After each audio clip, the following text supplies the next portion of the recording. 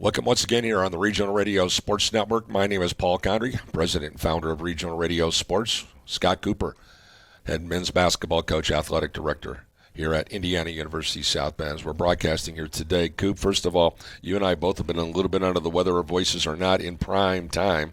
So to our listening audience, we apologize in advance for the lack of pipes, as they say in our industry. But, hey, men's basketball team with a big win last night. You got a couple of your guys here today. So let's talk about men's basketball today. Yeah, it's kind of been an up and down start for us. We got off to a good start against Wright State Lake there, and then kind of laid an egg in our second game. But I've seen improvement every day. I thought our practice going into our game against IU Northwest was really good.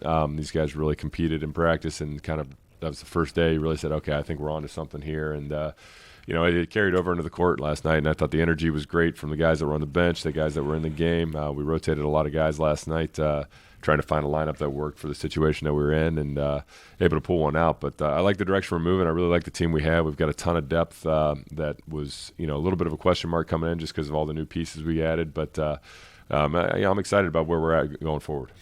The game that I did earlier in the year against Bethel, I know you didn't win the basketball game, but your kids just played their butts off. I thought their defensive intensity was outstanding, and they played smart. And I know that you always want to win basketball games, but the reality of it is effort and the willingness to compete is something that you have to really, really like about this group. Yeah, I tell you what, I very rarely had to question their motors, and that's one thing I'm really proud of. I think these guys, the guys we recruited, are the right guys. They've handled adversity well. They've really done a good job of, and like in that game or the next game there, when we've gotten down, of not losing their heads and trying to do silly things that they've dialed in. Mentally, it was tough.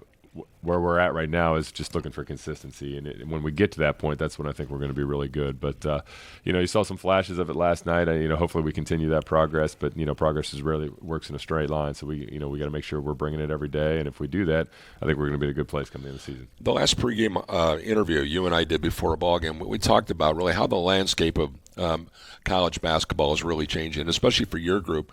You've had significant turnover because of either graduation or because of the transfer portal, whatever the situation. And it's going to be like this. It's going to be like this really until somebody figures something out. It will not be like it was 10 years ago. The landscape has changed dramatically. And as you look at the landscape and trying to stay competitive, trying to win, and trying to do the best basketball that this program has had under your direction, you have to feel very, very good, but also somewhat frustrated, I would think. Yeah, I don't know if frustrated is the right word, just because I think you're happy for the guys when they get the opportunities. Sure.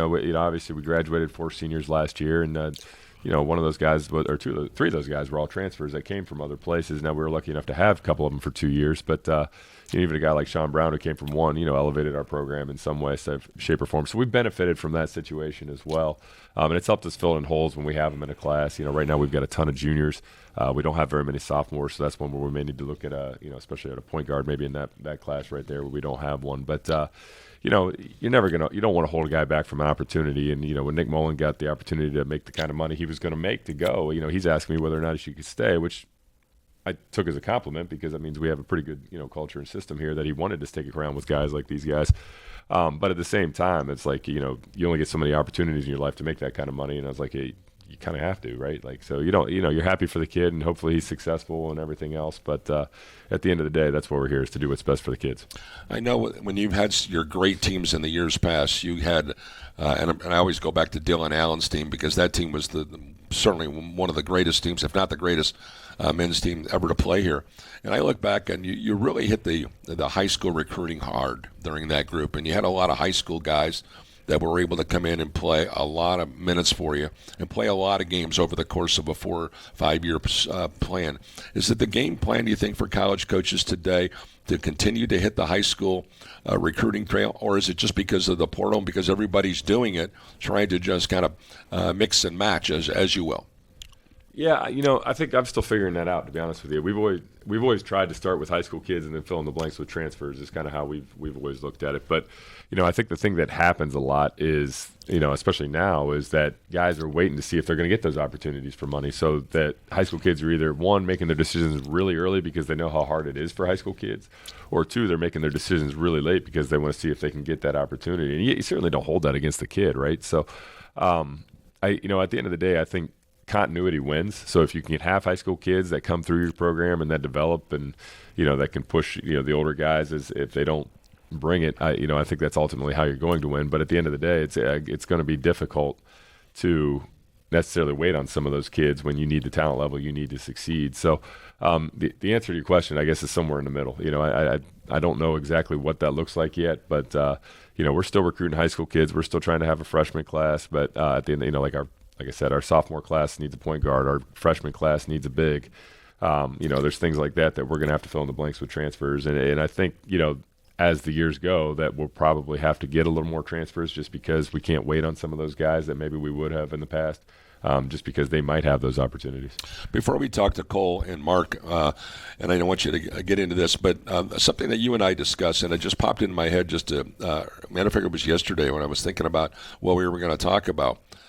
Many, many years ago, it seems like it's been a decade now, when the NAIA went from Division I to two, when they had two separate divisions, and they combined the two divisions to make it only one all-consuming division of basketball.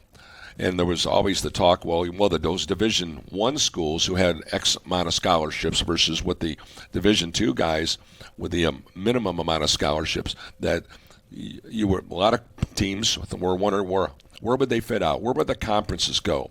So now that we've had this, and you were a part of this, you understand the dynamics. Do you think the NAI, by going to one division when it's all said and done, really made a good move here?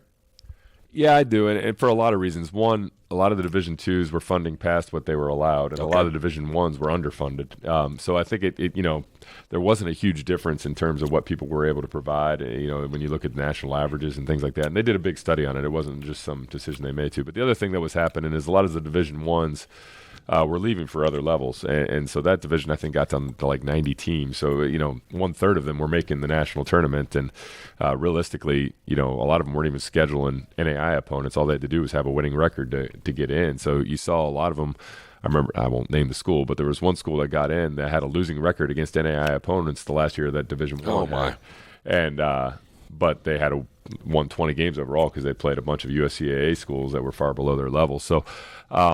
That's kind of eliminated that and built a better quality product. And you've seen it. Like there had, I think, College of Idaho was Division II, has won 2 of the last 3 national championships. And, there isn't really that big a difference in the grand scheme of things and what people were able to provide. And it hasn't really led to a watered down product by any means. Okay, you got a couple of the guys here today. Let's talk about these guys and what do they mean to the basketball team. Yeah, well, these two guys have been real important to our success, and that's part of the reason I asked them to do this. We've got Mark White, who's a sophomore for us, who's starting right now, and Kole Blasko, who's a junior for us, who maybe hasn't played as much, but has been a big part of our growth here this year, and really done a good job of pushing our guys in practice. And we're happy to have both of them, and also, I know they would both wake up. I was a little worried about Kole there for a second, but no, we're happy to have it. I think, when you talk about our guys, sometimes we've got guys that make big contributions to our teams that don't necessarily get a lot of the love. And I say that Mark was Offensive Player of the Week or something like that for getting 15,000 offensive rebounds against Wright State Lake. But but my point is, we wouldn't be where we are without guys like this. And so I think it's important that we brought them in and, promote them the same as we would the guys who, get more of the publicity and things like that. So, first of all, I don't know that I've ever asked either of you guys this, but, tell me about why you guys chose to come to IUSB and play for a person like me. I mean, God help you. That was a tough choice in your life, I imagine. That's a great question. I'll point that out. I'm just saying you both had better options. As an interviewer, that is a great question. Mark, let's start with you. I picked IUSB because I felt like Coop definitely, we had a relationship and we talked and he walked me through. It felt like a family, it felt a comfortable space. It wasn't too big. It wasn't too small. I felt like I could fit in here very well. Yeah, I'd also have to say, when I first got here, I felt like it was very welcoming. Coop himself, but also the players on the team when I first got here, so. All right, Cole's a man of many words, man. I was expecting more out of him. So when you guys got here, you both had very good high school careers. Mark was a little soft. He didn't play football in high school the way Kole did. But Cole's, a 2-time all-conference guy in football and an all-conference guy in basketball, played for his dad. Mark played for Ben Davis, won a state championship his junior year, was state runner-up your senior year or something there, right? Yeah, So you guys both had to come from, very successful backgrounds. You come here, you get in here and all of a sudden you see all these older guys and stuff like that. What was your first impression of college basketball after going through that? Were you humbled, or were you like, I got this? My first impression was I got this. I've worked hard like my whole life, so it pretty much was like, okay, well, I just got to start from the bottom. Now I just got to work up because all the older people been here, and I got to show you that I'm capable of doing what I need to do. It's definitely different than high school. I mean, everyone's same size, bigger, taller, stronger, faster. So you definitely have to adjust a little bit, but once you get the flow of that. Cole, I got a question for you. There's always an adjustment period to getting used to the bigger, stronger, faster guys. And if you've been the bigger, stronger, faster guy on your team and you've dominated at the high school level, sometimes mentally and emotionally, it's hard to make the transition from being a guy who was the go-to guy on his high school team to all of a sudden find himself, his backside's on the bench. He's contributing, but he's not being able to play as many minutes. And you just kind of earn your keep. Can you talk about the mental and the emotional growing that you're being a part of now? Because that's really where you're at, right? Mm-hmm. Yeah. Yeah, it's difficult, but you just got to stay positive and keep your head up and just focus on the positives. That's a great way to look at it, man. Yeah, and to echo that, like, Cole's been an outstanding teammate for us. You know, his first year we played you as like a wing. I think we were a little short there, and that's kind of where I thought you'd translate, and I was wrong. Imagine that. Made a mistake. How about that? But we moved Kole. He was 6'4", and played one of our bigs, and he's more of a perimeter player in terms of his skill set. By the way, dropping dimes in practice the other day too. I think it's worth worth pointing out. We might have been holding you back there a little bit, but we moved him into a bigs where last year and even his freshman year we had 6'9" and 6'10" guys and 6'7", 6'8" guys and all that stuff, and it's actually translated well. So for having I know his dad's a coach and everything like that, but to have a guy who steps up and is willing to take on a role that maybe is outside of his comfort zone a little bit. I know you played bigger in high school, but like obviously this isn't high school anymore. It was a huge thing for us because now we have some depth that maybe we didn't have, and things like that. Whereas like the other day we're playing against Lawrence Tech, and Cole's a good defender and put you in there. We were defending for squad in that game in the first half there. Tried to put you in there with about 3 minutes left in the first half, and clock unfortunately ran out. But to be able to see him like, no, all right, I know he can handle that. Like that's huge for us. And so you're a coach's kid. Your dad's an alum, okay? But the coach's kid more part of it. You got to talk about how that is for you coming from playing for your dad, who I imagine rode you in a different kind of way than I ever will, to playing for somebody like me who, in the grand scheme, I know people think I'm one thing off the court versus one, that they actually see the guy they see in the games versus the guy they see in practice. What was that like for you? I mean, in high school, we'd be talking about it all the way on the ride home, and then even still at home. So I don't know. It's different. I mean, yeah, we don't get a little bit of a break from it now. So is that a good thing or a bad thing? And remember, your dad's probably going to watch this. So yeah, he probably will. Words-wise, he probably will. I don't know. I'd say it's good and bad. There's pros and cons to it. I don't want to give a exact answer. That's fair enough. For those who don't know, he's going to be watching it. So. Yeah, Cole's dad's a big guy too, so that's probably a diplomatic answer. So. Yeah. So, Mark, you come from a family. You got two younger brothers that were both high-level football players. Your younger they're twins, I guess. I can't call them younger brothers. Yeah. I was going to say one of Mark's brothers is a defensive lineman at University of Illinois who lost to Ohio State this year. It's they fun. Did. So did everybody else. And Indiana. Well, yeah, and the company football team as well. But you didn't play football. Well, I grew up playing football, so football was my first sport. I didn't start playing basketball until second grade. But I grew up playing football. The only reason I stopped playing football is because I was 5'4" in 8th grade, and I didn't think I was going to grow. You were 5'4" in 8th grade? Wow. 5'4" in 8th grade. Goodness gracious. That's amazing growth spurt. I was 5'4" in like second grade. My goodness. So, Cole, you played football in high school, and one of the things we talk about a lot in recruiting, as we evaluate guys, is we really look for guys that are two-sport athletes, especially football, because I think there's a mentality, especially in football, that everybody has to play their role, right? The offensive lineman doesn't block, the quarterback doesn't have time to get his pass off, or the running back can't hit a hole, the receiver doesn't have time to get open, all that stuff. Everybody's roles are kind of tied into each other. Talk about what that did for you, and how hard was it going from football season to basketball season, in such a short window? I mean, it's definitely tough. You got to be able to turn on a dime because you're going from one sport to a completely different sport. And, I mean, they translate and correlate with one another a little bit, but I mean, yeah, you just gotta prepare for something completely different. Coop, one of the things that I love about talking with multi-sport athletes is they understand, especially by the time they're a senior, that when it's all said and done, my basketball coach may have coached me this way, my football coach may have coached me this way, my baseball coach may have coached me this way. And then when they get out into the real world, they'll take a little bit of each one of those coaches' philosophy and their leadership styles and the way they talk to their athletes. And I think that's my favorite thing about talking with two sport guys, because with different types of coaching styles, different types of techniques. I mean, a case in point, Bob Knight, John Wooden. John Wooden would sit there on the bench with his program all rolled out. Bob Knight, well, Bob Knight was Bob Knight. And so the dynamics are different, but I think it's great for athletes, and I think it's always been really special in dealing with multi-sport athletes because they get the best of both worlds with multiple different coaches. Yeah, I agree, and I think it, again, to your point, like, it teaches you to play a role and teaches you to deal with, different types of adversity that you're going to be going to. It teaches you how to manage time and, the work ethics and all that stuff. And every sport's a little different, right? Football is a much shorter season, but a far more time-consuming sport during that season, right? You've got film, you've got meetings, you've got practices that last forever, and, you're doing a lot more individual work as opposed to the whole, and all that stuff. Whereas basketball, we practice for 90 minutes, maybe hour and 40 if we're shooting a lot of free throws or something, and we do watch film and do all that stuff too, but it's not nearly the same level of time commitment because it's the taxing on the bodies in different ways. Our season's a lot longer. We have more time to deal with. But wouldn't you agree that basketball players are made in the summer?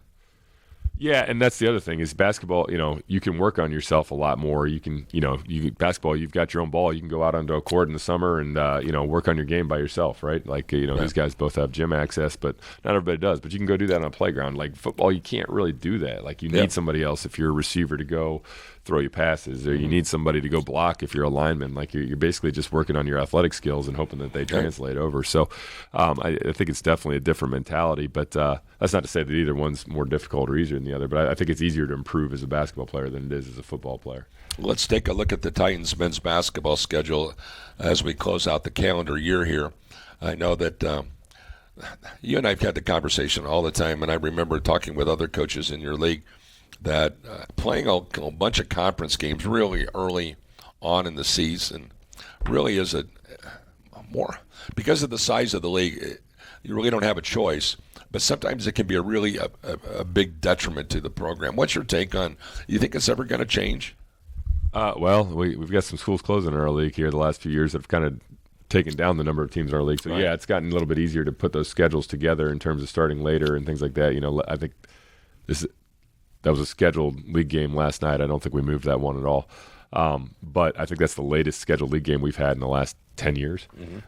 So, in that respect, it was kind of nice because we had a little bit more of a chance to see who we were, what we needed to work on, play around with some lineups. Now, we still didn't know. I mean, literally 5 minutes before the game started is when I decided on who we were going to start. We were really looking at everything at that point. So, but at the same time, we had a lot of practice film to go back on as opposed to other years where maybe, coin flip and figure it out, we had more game film to look on than maybe we've had in the past. And so yeah, I agree. It's difficult, especially because, your conference games are always far more difficult. Like, how they're going to play you, how you're going to play them. And, the games tend to be a lot more competitive. You recruit against each other a little bit more.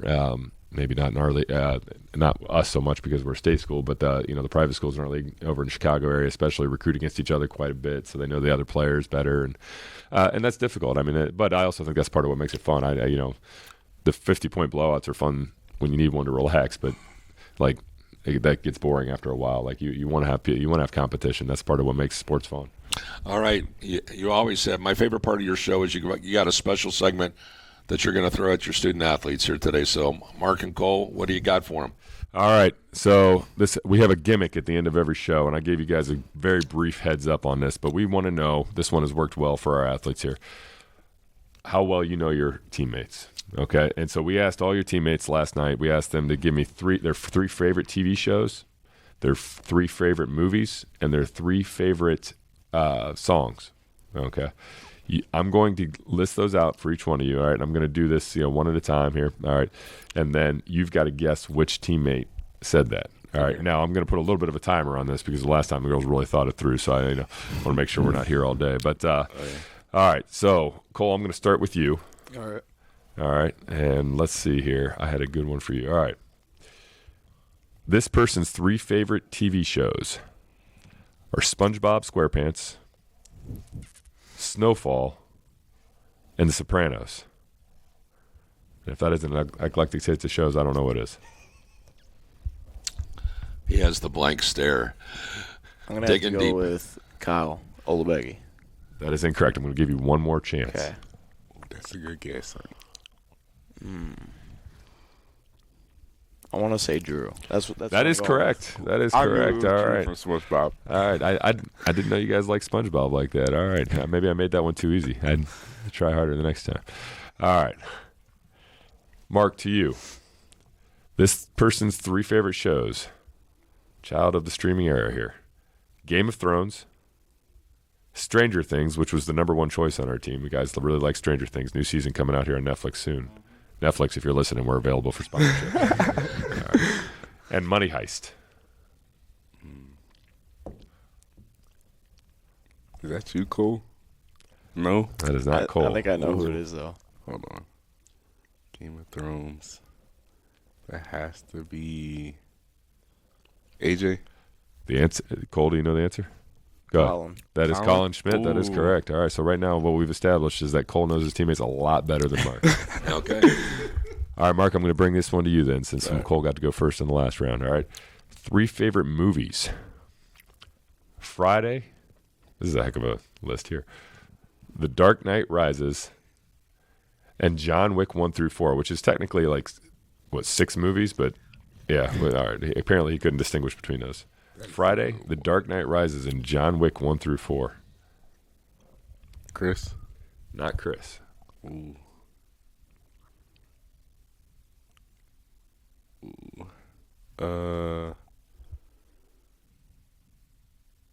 Has to be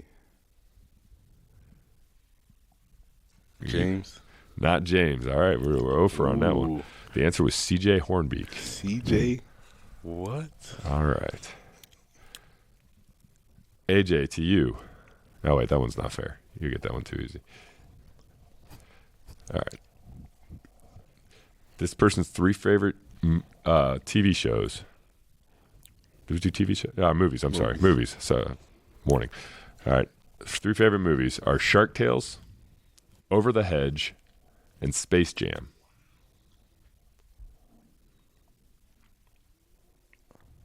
I have no idea. I'll give you one. I'll say Drew again. Not Drew. Give you one more guess.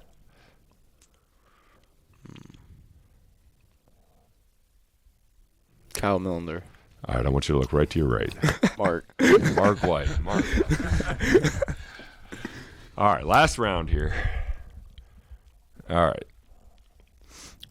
Since Kole knows his teammates best, we're going to start with here. Favorite songs.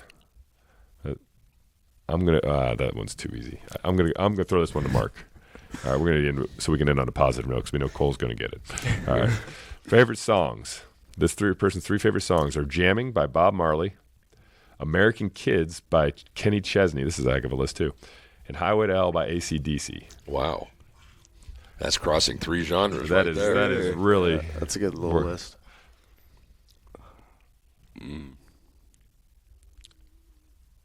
Maybe AJ. Wow. Good guess. All right, here we go. Mark, There you go. bringing it in late. All right, and Cole, to finish with you. All right. This person's three favorite songs. Not nearly as much variety here. Where'd They Go? A Little Dirk. Loat by VZ. Am I saying that correctly? Yeah. HG4 by Rod Wave. I'll go with Kyle O. Not Kyle O. I'm going to give you one more guess, though, since you are going to win this competition no matter what, because Mark wasn't very good at this. I'll say CJ. I'll go with CJ. The answer is Ethan Hill. Ethan Hill. So hopefully you don't feel bad about that, but maybe you should apologize or have a conversation. So the question I have is, how many of those would you have guessed? I'd say they texted them all to me, so I would have got them all right. But but if someone would have asked you, I would have no idea. And in fairness, like the last group, I only knew one of those songs. I hadn't heard many of those before. But I've heard two of them. There were a couple. Which is good for me. Yeah, well, that's what I was telling Mark here. He got in a little earlier this day. I was telling Mark, I was impressed with the variety of things that our guys were interested in. I really didn't expect that, because you hear these guys on the court and they're arguing about some of the, we'll say, less intelligent things I've ever heard people argue about. But, I sometimes have to turn it off. Like last year, we lost probably about 20 minutes of practice just to them explaining to me that people pay to watch people play video games. And I asked people, that blew my mind. So sometimes our conversations in practice, especially amongst these guys, but especially when I get involved, if I have to get involved, like they go off the rails and we lose hours of our life that we'll never get back. So Mark's got something going on there, man. Yeah. So this is a new recruit coming in. Yeah. That's going to do it for the Scott Cooper Show. We thank you for joining us. Thanks again to Kole and Mark for joining us here. We wish them best luck. Stay healthy, guys, going into the Christmas break, as well as enjoy the Christmas time. Coop, thanks again for, as always, great work up here. Wonderful job. Great segments today. I appreciate having it. Appreciate these guys making it easy on me. All right, well, that's going to do it for the program here today. Once again, for Scott Cooper and for Tanner Camp and for Andrew Kirksey, who's going to take care of our editing, we appreciate you joining us here from the Student Activity Center on the campus of Indiana University in South Bend, Indiana.